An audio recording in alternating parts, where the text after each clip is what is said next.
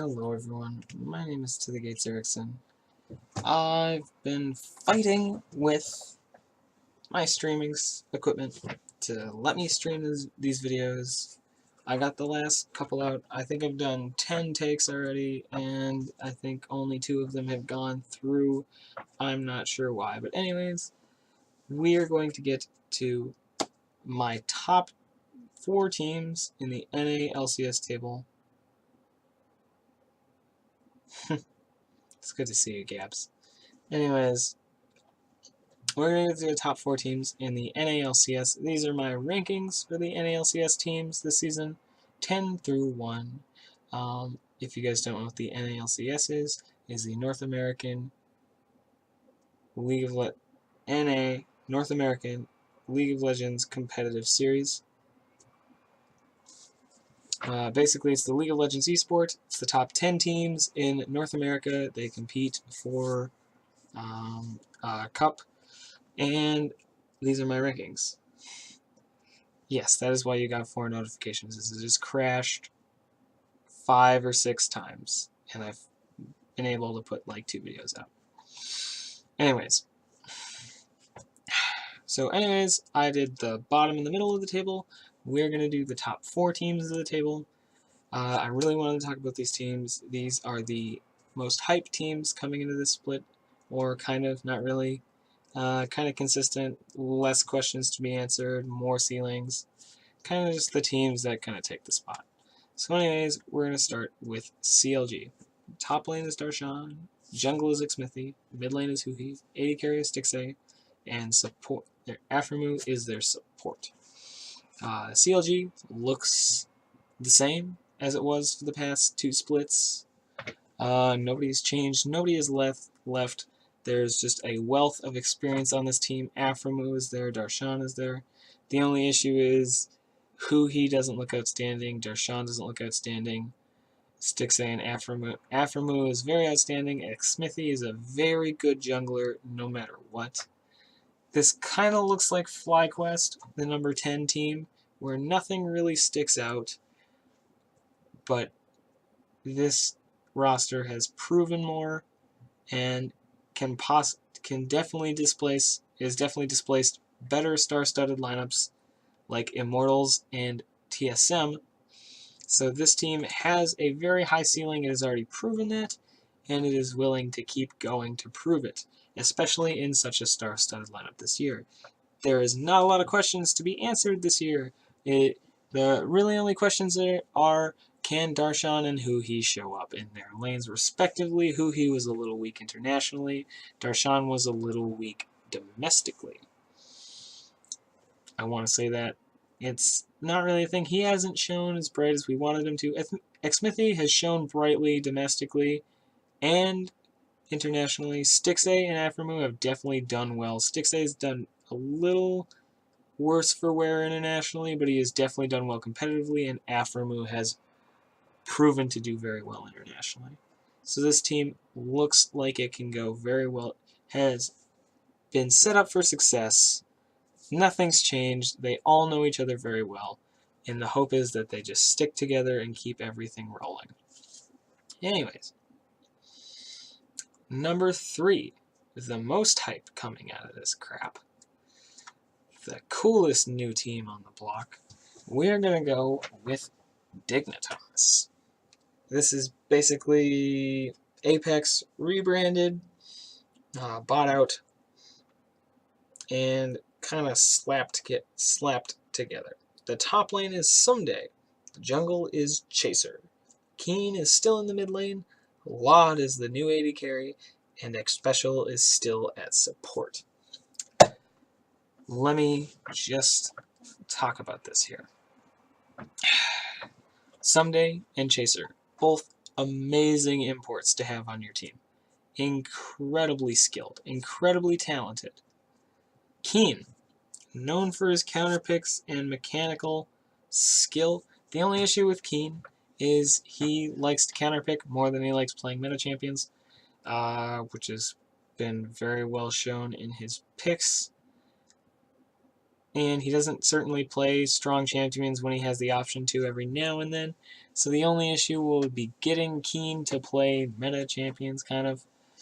But definitely with the 10-man system, some of his out-of-the-ordinary picks could very well come in handy. As for the bot lane, it looks good. X Special is a proven support. He's a veteran. He knows what he's doing. And Laud was very mechanically proficient. I never thought I'd say it because I was not a huge Laud fan when Envy entered the scene, but Laud has proven himself to do well under pressure. And with the help of X Special, I'm sure that they can find kills in a lane where you wouldn't expect it to happen. So while this bot lane will put out its own pressure, Sunday and Chaser can work as a Korean synergy. I believe Keen can also speak Korean, but he's been in NA for a long enough time, so Keen can work with them if he needs to. He can work with the bot lane if he needs to. This team looks like it can do everything. It's just we haven't seen it together as a team, or this team would definitely be looking higher. I would be putting this team in the top 2 if I had seen this team before and like seen scrims and seen how well they were doing. Oh, but I don't have any of that. So this team's going top 3 mostly because it looks like it has a higher ceiling than every team in the NALCS right now. This team could possibly take it all the way for if it knows what it's doing. It could definitely beat out Cloud9 and TSM, which are the 2 teams that are higher than it right now. And it definitely looks better than CLG because CLG definitely has some shortcomings. And the only shortcoming this team really has is the fact that Keen doesn't frickin' pick normal champions. I'm really flying through this video, and I didn't realize why. Sunday, frickin' amazing Korean import, Chinese import. I think he's Korean. And Chaser, I'm pretty sure Chaser's a Korean import too. Might be a LPL import, I'm not sure. But I know they're both foreign imports, and I know they're both prospectively top of their leagues each time. This team has been set up for success as much as possible, and I can't wait to see this team in action. They are number 3. Let's go to number 2.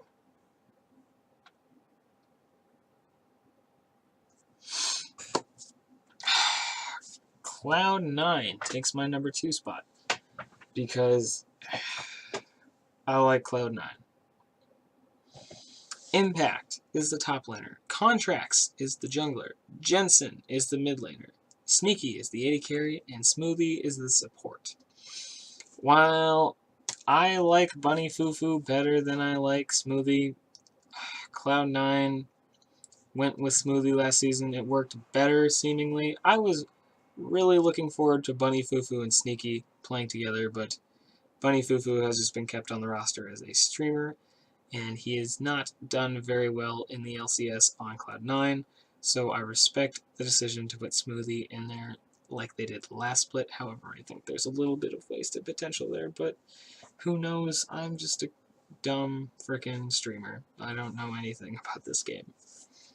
I have not been around long enough to make comments on esports stuff because all I can say is opinions and not have actual facts or like actually know what's going on. So big disclaimer, little salty that Smoothie's the starting support, but he has definitely done well for the team, and they went all the way to second place last year. They only got beat out by TSM on such a dominant performance, and you can't really blame them for losing that game. Anyways, Sneaky, time-proven, mechanically skilled, AD carry, maybe not the best in lane, but great in team fighting. And Smoothie makes up for his not very good laneness for the fact that Smoothie is a very good laning support. They kind of complement each other. They kind of fill in each other's cracks. Together, they make a great bot lane. Let's talk about the top half of the map, because Impact did so well on Cloud9. He did so well domestically here at NA. He was definitely like top 2, top 3, definitely top 3, if not top 2. Maybe even pushing out Hanser as the top, or the best top laner in NA. But Sadly, Hanser kind of just did a little better than him. Happened to be with a better synergy than Hanser and Svenskeren's synergy happened to be a little better than Meteos and Impact's. So sadly, he, top 2, top 3, not bad. He did really well. He smashed his competition. He destroyed Darshan. He destroyed Huni, which I was not expecting to see. I was expecting Huni to win that lane. Huni lost that lane, which is very cool because Impact, ex-world champion, won Season 2 with SKT. Now Huni's on SKT, so there's a little something to look forward to if they ever meet at Worlds again. But let's talk about Impact. Let's just keep talking about Impact. He did really well. His champion pool is extremely wide. He can play anything. He's shown that he can play whatever his team needs him to. He's reliable. He's strong. He can do 2v1s. He can do 2v2s. He can put pressure on the map. He's got great teleports. He's got everything you want in a top laner. And he can communicate well enough with his team. Even though he's a Korean player, he can communicate very well with his American teammates. Probably because he's played so long in NA over here, but it has been doing. He has been doing just extremely, extremely well. Jensen, mid laner, top 2, top 3 mid laners. Ryu might give him some run for his money this year, but Jensen will still be super strong. Jensen has been super strong. Once he found his place with the team, once he could mesh with the team, Jensen is an incredible mid laner. He can sometimes outlane Bjergsen. He was supposed to be Cloud9's answer to Bjergsen, and he effectively was for a little while until he kind of had a falling out. Like, he didn't really mesh. Like, he did really well at the beginning, like the first couple games, and then he didn't do really well, and then he's slowly been getting back up there. And now he might be a match for Bjergsen in the mid lane. There are several mid laners that you feel like are brought in because you have to put something in there that can play against Bjergsen. Jensen is definitely one of the cases where he's an extreme star and they need someone in that role who can play as well as Jensen does. He did incredible last split. I was super proud to see his progress. He worked with his team really well. He worked with Meteos really well, which was part of the reason why I think Meteos left in the first place is when they brought on Jensen, is they didn't have some understandings. They didn't see eye to eye. Their new coaching staff has helped them meld together and mesh together, and it's been very good to see Jensen kind of come into his own as one of the strongest mid laners in NA. So let's talk about the only change on this roster. Meteos is on the bench. Contracts is the starting jungler. From what I've seen of Contracts, which is not a lot, some random solo queue videos that include him, this kid is incredible. He's a jungle prodigy. He played on Cloud9 Challenger. He helped bring them, which would be FlyQuest now. He's one of the reasons that FlyQuest is now in the NALCS. Meteos wasn't doing so hot, so Cloud9 just said, hey, we'll pull that guy right out from under you. Not really right out from under you, but this is their roster. They're like, hey, we don't want to let you go from our organization. We're going to keep you. We're going to play you the split. You're old enough now to play. I think he's 17. He's just coming into the final ability to play in the LCS. This kid looks incredible. I'm super hyped to see him play. I haven't seen a lot of him play. I want to see a lot of him play. I want to see more of him. I want him to excel. He looks like he's possibly an upgrade from Meteos, which is incredible. If you are an upgrade from Meteos, that puts Cloud9 in the running again for their top spot. Because, let's face it, Svenskeren was better than Meteos. Hands down. And that was kind of one thing I felt that held Cloud9 back in their games against TSM, is that Svenskeren would just out-jungle Meteos. And there is such a jungle prioritization in the current meta of League of Legends that it needs to be said. The jungle has such a big impact, and if your jungler is getting out-jungled by another player, you're probably not going to win that game unless your lanes manage to snowball somehow off of their own pressure. And that's kind of how that has to work. It's a lot easier, I'll tell you right now, when your jungler is winning to win the game. Ha! I'm so tired, but I want to keep talking about this. Anyways, this looks like an awesome team. I can't wait to see it in action. It's basically just one change, and it's contracts for Meteos, and it looks like it's going to benefit them greatly. Hopefully, this is contracts as meta. That's kind of the thing, is the jungler meta has shifted a little bit.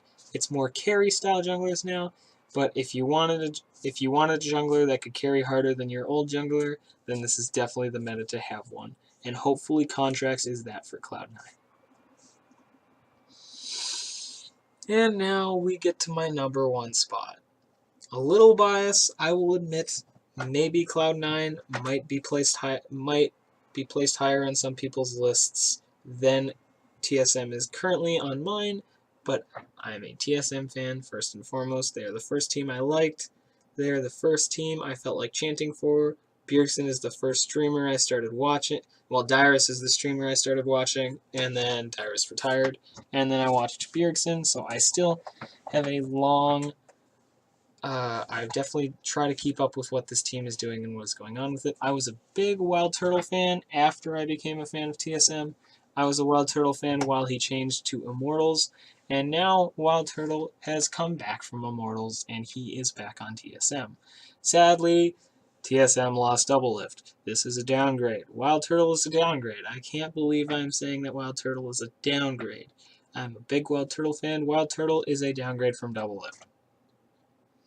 I like Doublelift better. Doublelift is better. Now that I get that off my chest, this team looks amazing. It's still Hauntzer in the top lane. It's still Svenskeren in the jungle. It's still Bjergsen in the mid lane. It has Wild Turtle returning to a team that he used to play for, where he still has the mid laner he's used to playing for, and he possibly has a support in his lane handcrafted by Doublelift, by the way. They taught Biofrost to play like with Doublelift. He was brought into the professional scene playing with Doublelift. So this is a support that has a decent amount of game knowledge from just being in contact with a veteran such as Doublelift for a long enough time.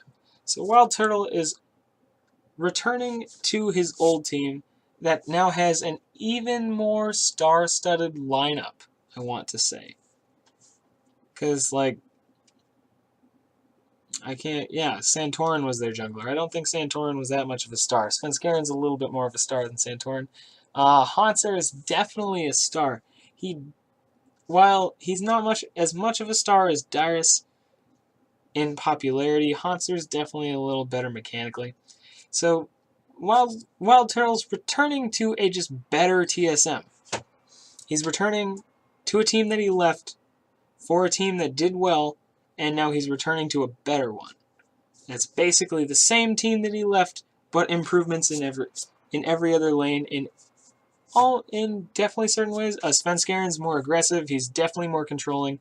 Santorin was more of a farm, kind of like help Bjergsen out, help the lanes that needed out, kind of shadow them. He wasn't really that. He didn't have a dominant presence on the Rift. Svenskeren has a dominant presence on the Rift. Hauntzer has a dominant presence on the Rift. Hauntzer, while he sometimes can get punished, and I think we're going to see more of this year, more of Hauntzer getting punished this year because the top lane talent is just incredible. Svenskeren has proven internationally that he's good, even against Korean junglers, LPL junglers. He did really good against MLXG. He did really good against the Korean junglers he was up against. What was he up against? Ambition in his group.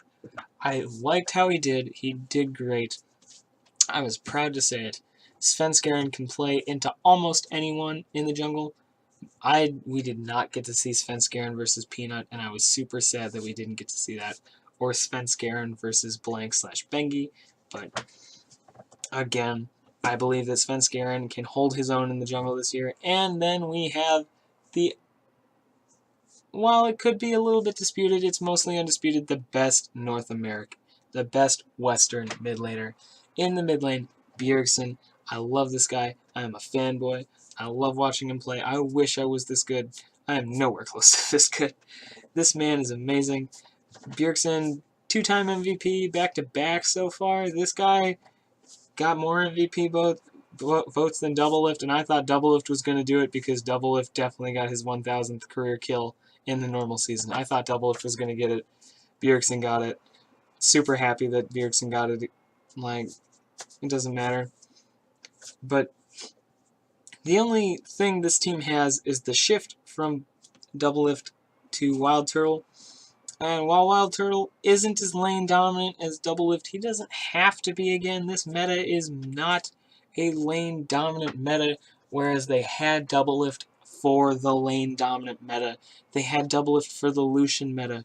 Now they have Wild Turtle for the Jhin Ashe meta, where it is utility 80 carries, not carries that duel you with lane.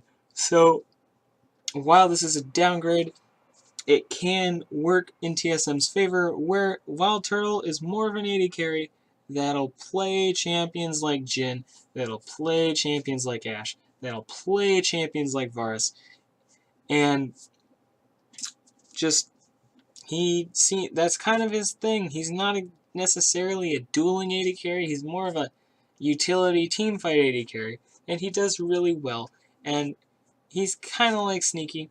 He's kind of in the same boat. He's not. I don't want to say he's too bad in lane. Just like I don't want to say that Sneaky is too bad in lane. Sneaky's a little worse than some of the top 80 carries in lane, but he's definitely got it for him in team fights. Wild Turtle's a little more balanced than Sneaky. He's a little better in lane than Sneaky. He's a little worse in team fights than Sneaky. But that's okay. Biofrost, rookie of last split. What can I say? He showed up really big in his first year for TSM. I hope he does it again next year. Once again, the only thing I think that'll be punished is Hanser. Bjergsen might get a little run for his money in Ryu. Ryu is definitely going to contest for the top mid laner, and then someday Looper and Flame are definitely going to be big impacts in the top lane. So the top lane is going to be very disputed this year, but these are my picks for the top of the table.